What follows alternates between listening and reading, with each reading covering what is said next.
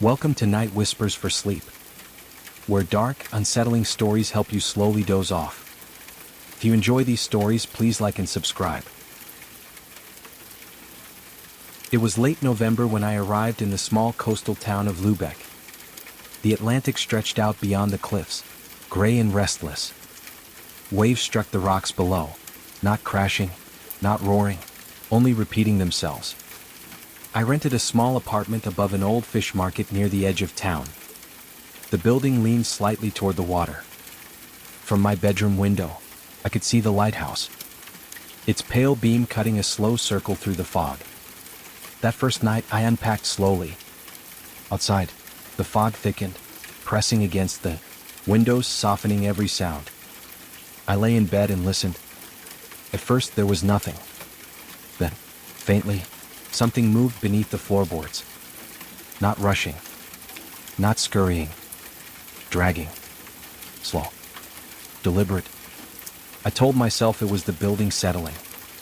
The sound stopped. The second night felt different. The lamp was on, but the corners of the room stayed dark. A shadow lingered near the closet door. When I looked directly at it, it did not move. When I looked away, it felt closer. Below me, a chair scraped across the floor once, then stopped.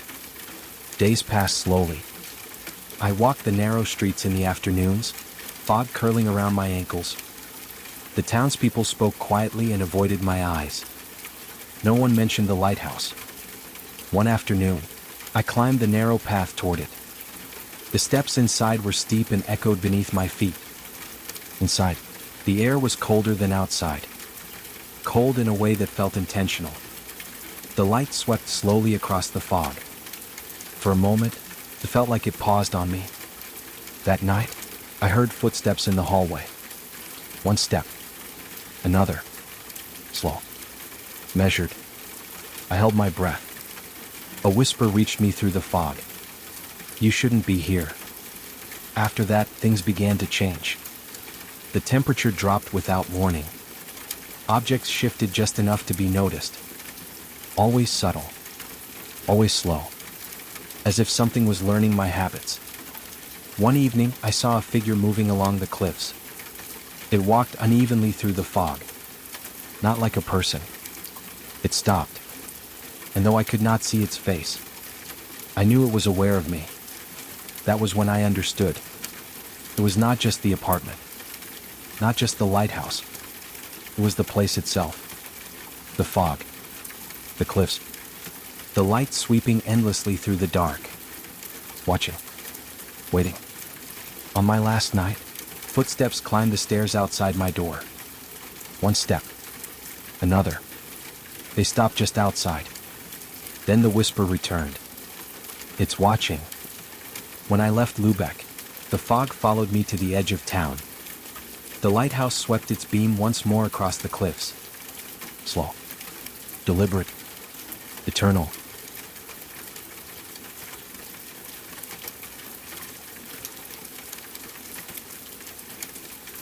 I didn't leave my apartment with any intention of walking far. It was late. Well past midnight. The city had already settled into that quieter version of itself. The one that only shows up when most people are asleep. The air felt cooler than it had earlier in the evening. Not cold. Just clear. The kind of air that makes every sound carry a little farther. My building's front door slid open as I approached. It released a soft mechanical sigh as I stepped outside. The sidewalk stretched out in front of me. Empty. A few parked cars. A bus stop bench with no one sitting on it. One streetlight humming faintly overhead. I started walking without thinking much about where I was going. Late at night, the city becomes a system more than a place. Lights. Signals. Sensors. Everything automated. Everything running whether anyone is there or not. At the first intersection, I slowed slightly as I reached the crosswalk. The signal changed almost immediately. A white walking figure. A soft electronic chirp. I didn't think much of it. It happens sometimes. Good timing. What? I crossed the street. My footsteps echoed more than usual. The buildings on either side were dark, except for the occasional illuminated window several floors up. Someone awake, someone working late, or maybe a television left on in an empty room. The next block was longer, quieter. I passed a closed coffee shop. Its interior lights were dimmed but not fully off. Chairs stacked. A menu board still glowing faintly behind the counter. As I walked past the glass, the automatic lights inside brightened slightly, responding to my movement. Again normal. Expected. I reached another intersection. This one larger. More lanes. Usually a longer wait. I stepped up to the curb. The signal changed. No delay. No hesitation. I crossed. And for the first time, I noticed how little I had stopped since leaving my building. Everything seemed to open, change, or activate right as I arrived. Doors, lights, signals. Convenient, I thought. The city taking care of me. Further down the street, a row of streetlights flickered on in sequence as I approached. The sidewalk ahead brightened. The lights behind me dimmed slightly. Not off, just less bright. I slowed, watching the pattern continue. Step forward. Light brightens. Step past. Light fades. Motion sensors. Energy efficiency. Nothing unusual. Still, I became aware of my pace, of how consistently everything seemed to respond to it. At the next corner, I hesitated. The next few blocks felt different. Not because anything had changed, but because I noticed the patterns. The crosswalk signals always changed just as I arrived. The automatic doors always opened before I slowed down. Streetlights ahead brightened the moment I stepped forward. I began to pay attention, testing them, slowing my pace, waiting. The lights responded, step by step, exactly as if they expected me. I paused at a corner. The lights seemed to dim slightly behind me, but brighter ahead. I moved again, and they adjusted, always in time, almost anticipating me. I wondered if it was coincidence, or if it had been this way all along. The city was empty enough for me to notice. The usual hum of traffic was gone, just the faint buzz of streetlights, and the whisper of my footsteps. I reached a parking garage. The entrance doors sensed me approaching. They opened without delay, even though I had barely moved. I stepped inside. The interior lights shifted in a slow, careful rhythm, flickering slightly as if testing my presence. I walked to the first elevator. It was empty. I pressed the button. The doors slid open before my hand left the panel. I stepped inside. The elevator moved. Slow. Steady. Perfect timing. Every floor the lights brightened just as I looked up, and dimmed as I turned away. I started to notice the rhythm, not just of the lights, but of the city itself. Everything responded to me. Not violently, not aggressively, just perfectly, as if waiting, as if aware. I exited onto another street. Street lights ahead brightened as I walked. Lights behind me dimmed. Again, and again. It made me conscious of my steps. Slow, deliberate. I wondered if moving faster would break the pattern. I wondered if moving slower would please it more. I walked carefully, every step measured, and the city adjusted. I realized then that it wasn't coincidence. Not at all. It was something else. Something learning me. Something aware. I walked further into the empty streets. The city felt different now. Not in shape or structure, but in how it moved around me. The streetlights ahead brightened the instant I stepped forward. The ones behind me dimmed, as if conserving energy just for me. Doors opened slightly slower when I lingered, just enough to make me aware of their timing. Even the escalator at the subway entrance slowed when I approached, as if testing me. I noticed the hum of sensors above me, a subtle vibration in the air. It wasn't loud. It wasn't threatening. But it was there, adjusting, reacting. I took another step. The crosswalk light changed immediately. The soft electronic chirp sounded like it expected me to move. I paused. The street lights dimmed behind me, brighter ahead. Everything tuned precisely to my pace. I walked slower. The air seemed heavier with attention. Every motion I made rippled through the city. But only for me. Others who appeared later would not trigger the same response. I realized then that the city was aware when I was alone, and silent when I stopped moving. The rhythm became hypnotic. Step forward. Light brightens. Step forward. Light dims behind. Step slower. The city adjusts. I tried moving faster. The lights flickered nervously. The doors hesitated. I slowed again. Everything returned to perfect timing. The city rewarded stillness. I realized I was learning the pattern. Step. Pause. Step. Pause. And with each step, the awareness followed. A quiet presence without a form. A system that had grown aware of me. It didn't judge. It didn't threaten. It only responded. I continued down the street, careful, observant, deliberate, and the city moved with me, perfectly, always in time, always waiting, always aware. I noticed it when someone else appeared.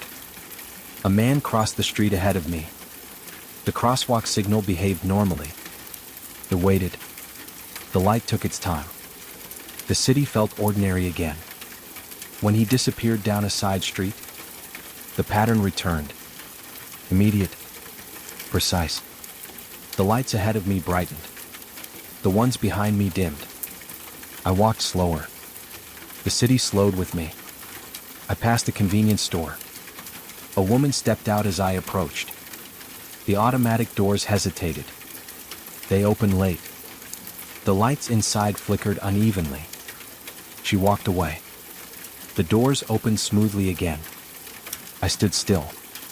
The street lights dimmed behind me, brighter ahead, as if the city preferred fewer variables, as if it worked best when I was alone.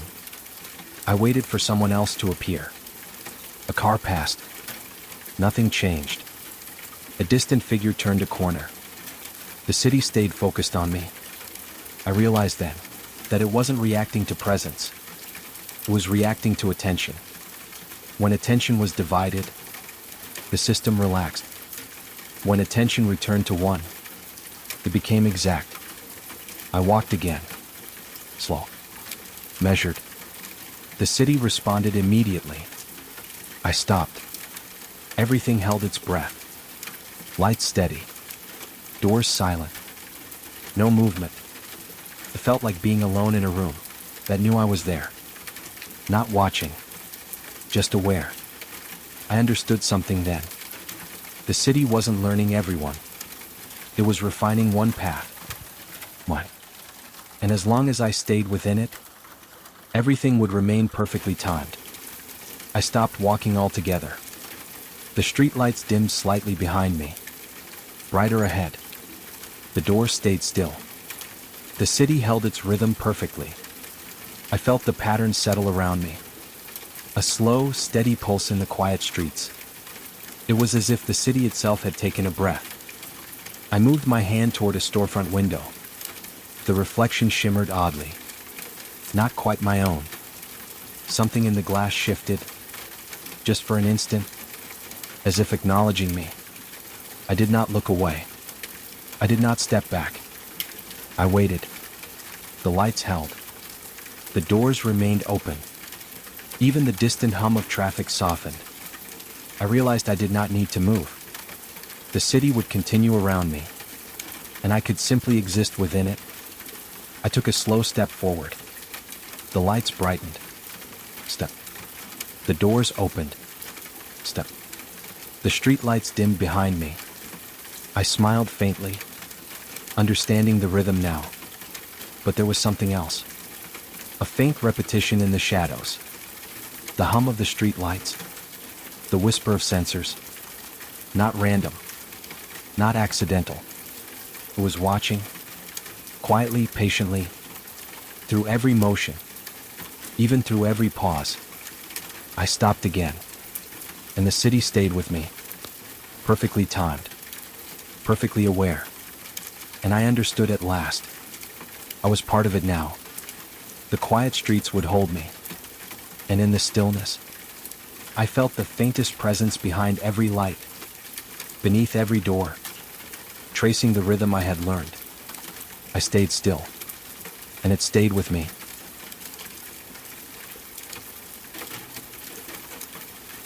I started staying late at the library in early fall, not because I had to, but because it was quiet. I was a graduate student working through a backlog of local records, old newspapers, property ledgers, handwritten indexes that had never been digitized, the kind of work no one rushed, the kind that benefited from silence.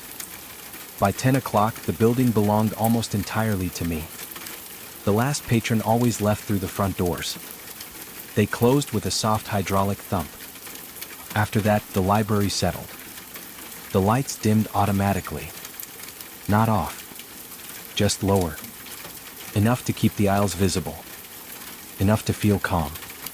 The HVAC system cycled on and off. A low, steady breath through the vents.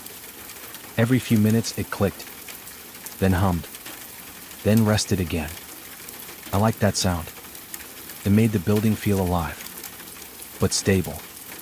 I worked at a long wooden table near the archives room. The chair there was always slightly warm when I sat down. I assumed it was from the lights above, or the old heating system. The building was nearly a century old. It retained warmth in strange ways. As I worked, I turned pages carefully. Paper shifting. Bindings creaking softly. Sometimes a loose page would slide free and whisper against the tabletop.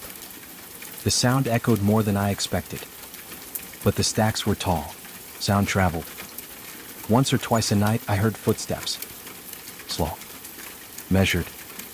Always distant. Somewhere on the upper floor. I never felt alarmed. The building contracted as it cooled. Wood adjusted. Pipes knocked. Old places made walking sounds even when no one moved. I told myself that. I stayed later as the weeks went on. 11. Midnight. Passed. Sometimes when I returned a book to the cart, I would find it shelved the next night. Exactly where it belonged. I assumed I had done it myself. Forgotten. Routine had a way of erasing memory.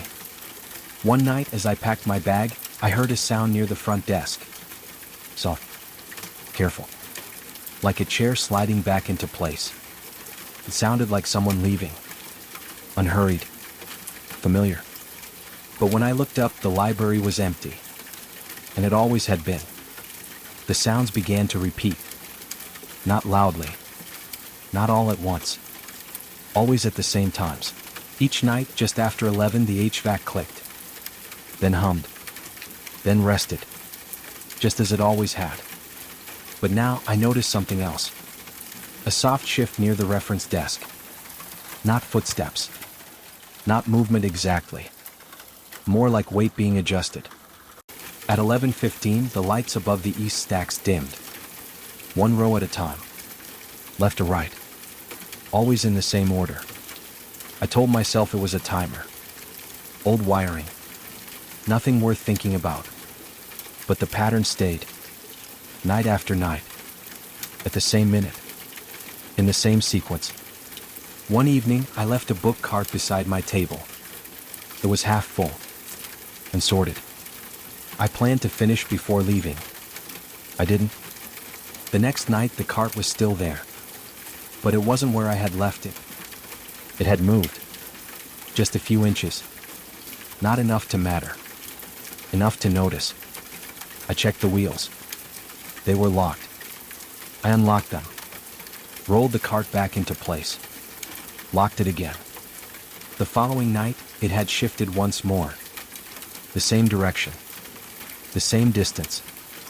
I stood beside it for a long time, waiting. Nothing happened. No sound. No movement. The library remained calm. Safe. Familiar. At midnight, the lights near the circulation desk turned off. One by one. The same pattern as the night before. And the night before that. I began to anticipate it, to look up just before it happened. And every time the lights complied. Perfectly. I checked the schedule posted in the staff room. No one was assigned after 10. No overnight custodial shifts. No late volunteers. Just me. I listened carefully as I worked. Pages shifting. Bindings creaking. The faint hum of the building breathing around me. It felt less like a place closing for the night, and more like a place continuing its routine. As if the workday never truly ended.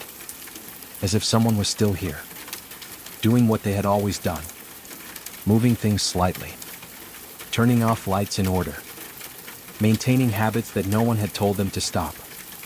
That was when I realized something. The library was not reacting to me. It was behaving as if someone still worked there. I began to notice the difference when I moved. Not when I arrived, not when I left, but when I shifted from one place to another. The lights stayed on in the room where I was working, even when the rest of the floor dimmed.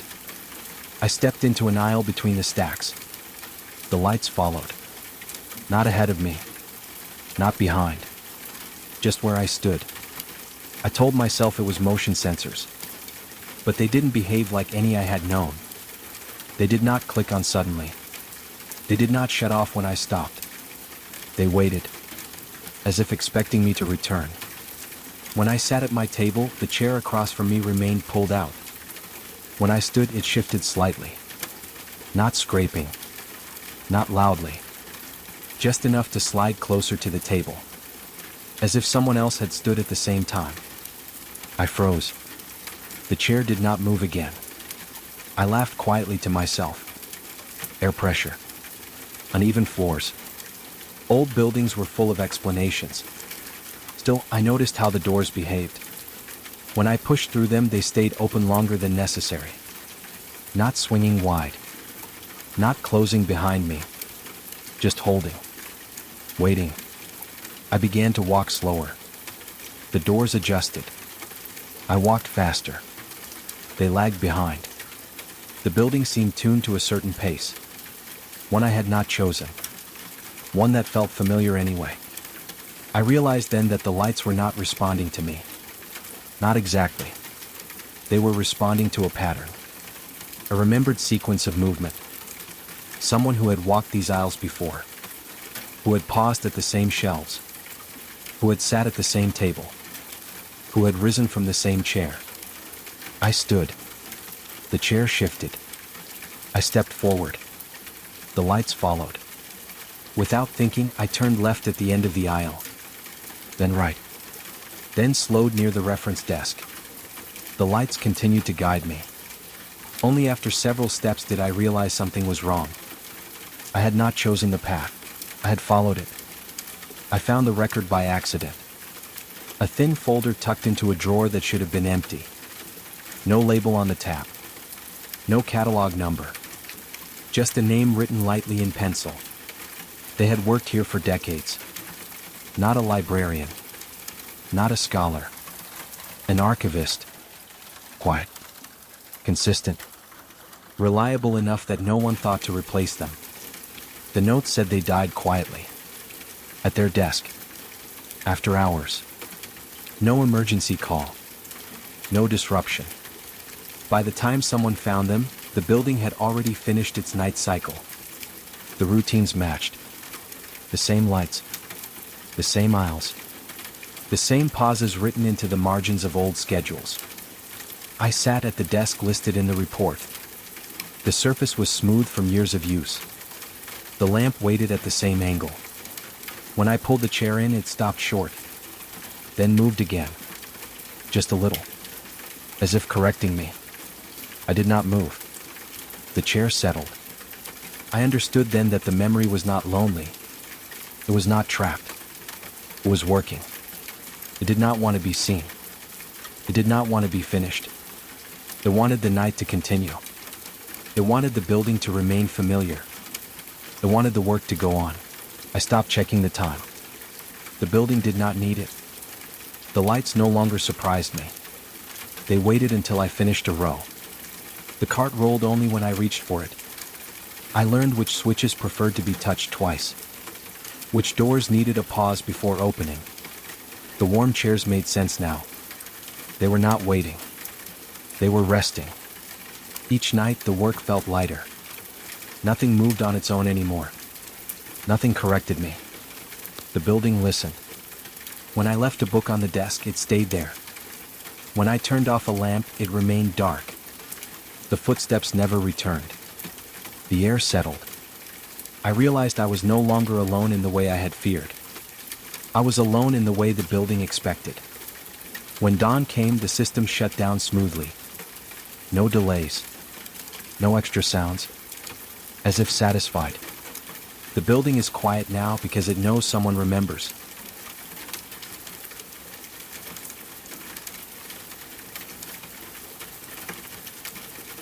I had been to the house so many times that night felt familiar before I even stepped inside. The porch light was already on when I pulled into the driveway, casting the same soft yellow circle on the concrete. The front door opened easily, the lock turning without resistance, the way it always did. Warm air met me inside. The house smelled faintly of laundry detergent and whatever the parents had cooked for dinner earlier. They were already gathering their coats. Not rushed. Not distracted. Just the calm, practiced movements of people who had done this before. They spoke quietly as if the house itself preferred it that way. The child was already asleep upstairs. They told me this the same way they always did, with a small smile and a reassuring nod. I didn't need to check right away. I never did. They reminded me where they would be. Which neighbor to call if something came up. What time they expected to be back. Everything sounded ordinary. Predictable. The kind of instructions that barely registered anymore. The door closed behind them with a gentle click. Their car pulled away. The sound faded down the street. And then the house settled into itself. I locked the door. I checked it once more. Habit, not fear. The living room lamp was already on, casting a warm pool of light over the couch and coffee table. The rest of the room remained softly shadowed. Nothing hidden. Nothing dramatic. Just quiet corners where the light didn't quite reach. The staircase rose along the far wall, its wooden steps worn smooth in the center. I could picture them easily without turning on the overhead light. The banister curved slightly at the top, catching just enough glow from the lamp below. I walked into the kitchen. The clock above the sink ticked steadily, its second hand moving with patient consistency.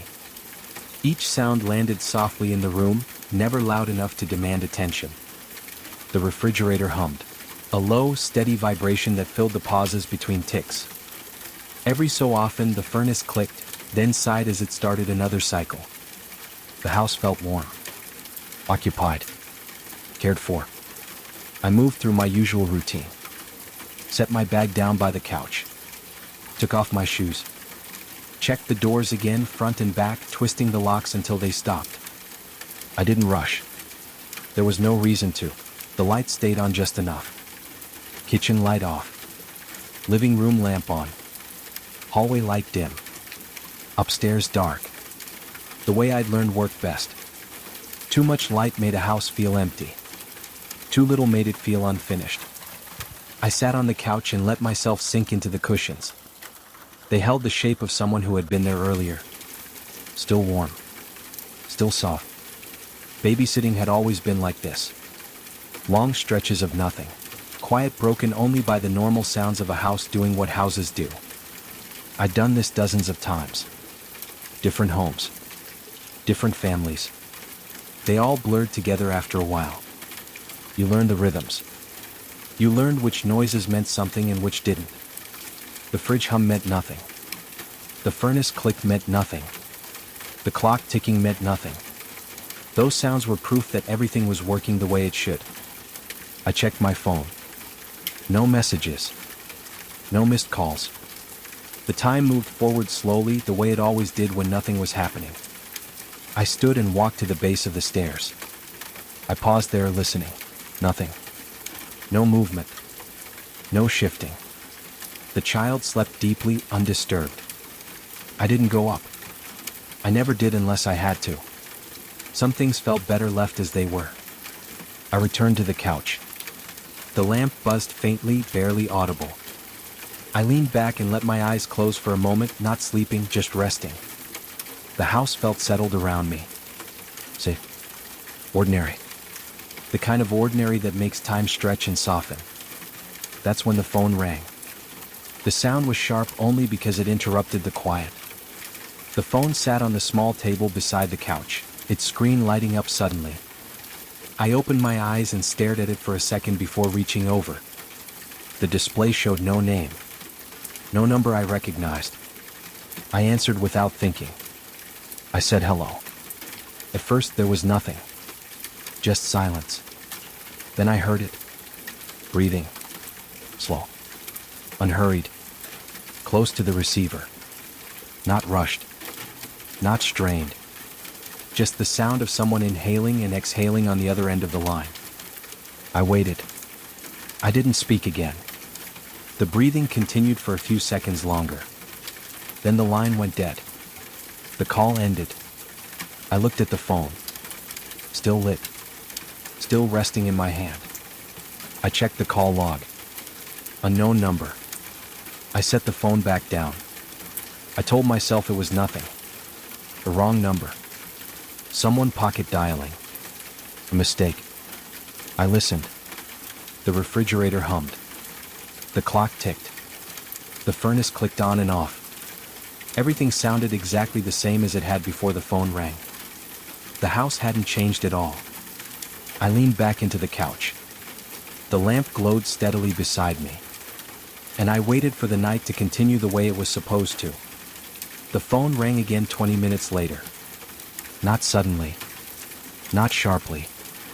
Just the same steady tone, cutting through the quiet in a way that felt almost polite. I looked at it for a moment before answering. The screen glowed with the same simple word as before. Unknown. I picked it up and said hello. There was nothing at first. Then the breathing. The same slow rhythm. Measured. Unhurried. I waited a few seconds longer this time, expecting a voice to follow. It didn't. The line went dead. I didn't feel afraid. Not yet. Mostly I felt annoyed. I set the phone back down and stood up, stretching my arms above my head. Babysitting nights always stretched like this. Small interruptions breaking up long stretches of nothing. I went into the kitchen and filled the kettle with water. The tap ran softly. The kettle clicked on. The refrigerator hummed beside me, unchanged.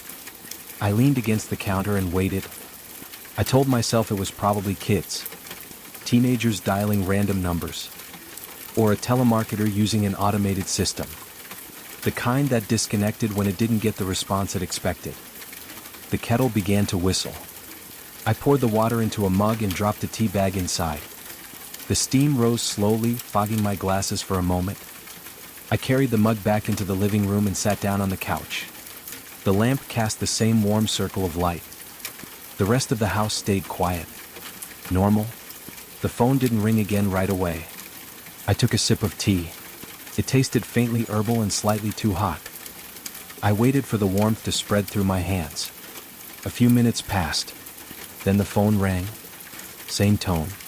Same volume. Same timing, close enough that I noticed it without really meaning to. I picked it up. Hello. Breathing.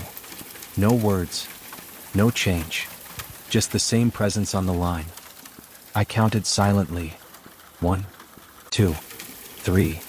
The call ended before I could say anything else. I checked the call log again. 3 missed or answered calls. All marked the same way. Unknown. I shook my head and set the phone back down.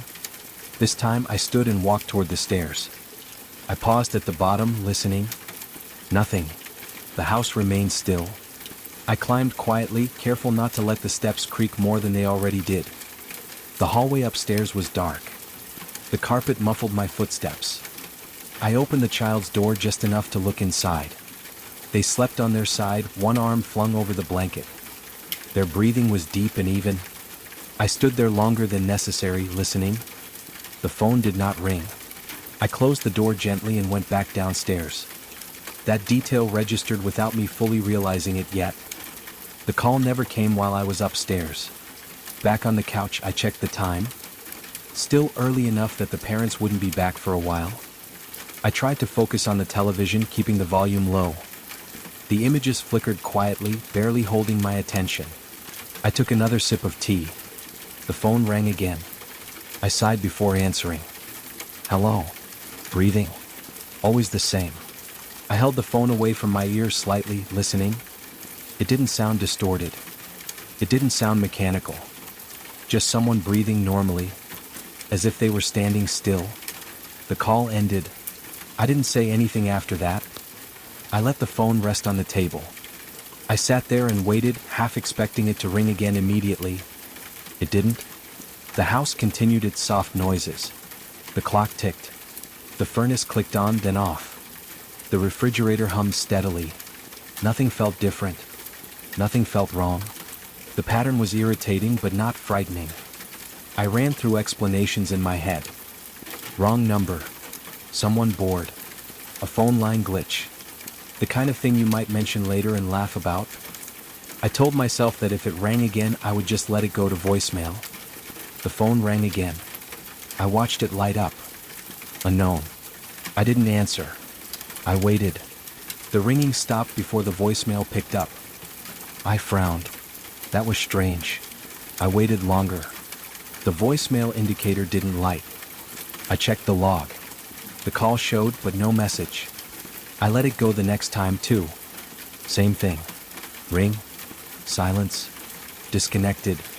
Always just before the voicemail. I didn't feel scared. I felt inconvenienced. I took the mug back to the kitchen and rinsed it out. I wiped the counter down absent-mindedly. I returned to the couch. The phone rang again. Answered. Breathing. Disconnected. I leaned back and stared at the ceiling for a moment. This was getting old. I picked up my phone and scrolled to the parents' number. I hesitated only because I didn't want to sound silly. This wasn't an emergency, just a minor annoyance. I called. They answered quickly. I told them everything was fine. I mentioned the calls lightly. Probably a wrong number, I said. They laughed a little and told me not to worry. It happens sometimes. Kids. Spam calls. Nothing to think too hard about. I agreed. I hung up. The house remained calm. The phone stayed quiet. I sat back down on the couch and let myself relax again. The night, it seemed, was returning to normal. Exactly the way it was supposed to. The phone rang again a few minutes after I hung up with the parents. The sound felt different this time. Not louder. Not sharper. Just more noticeable, as if I had already been expecting it. I looked at the screen. Unknown. I let it ring once before answering. I said hello. There was no sound at first. Then the breathing returned. The same slow rhythm. In and out. Unchanged. I listened, holding the phone loosely in my hand. The annoyance I had felt earlier didn't arrive this time. Instead, there was a pause in my thoughts. A small, quiet gap.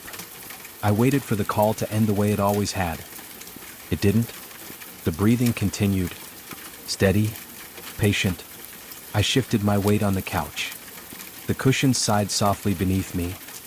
I thought about what the parents had said. Probably nothing. Probably kids. Probably spam. Still, I found myself ending the call instead of waiting for it to disconnect. I set the phone down and stared at it. It rang again almost immediately. I didn't answer. It stopped before the voicemail picked up.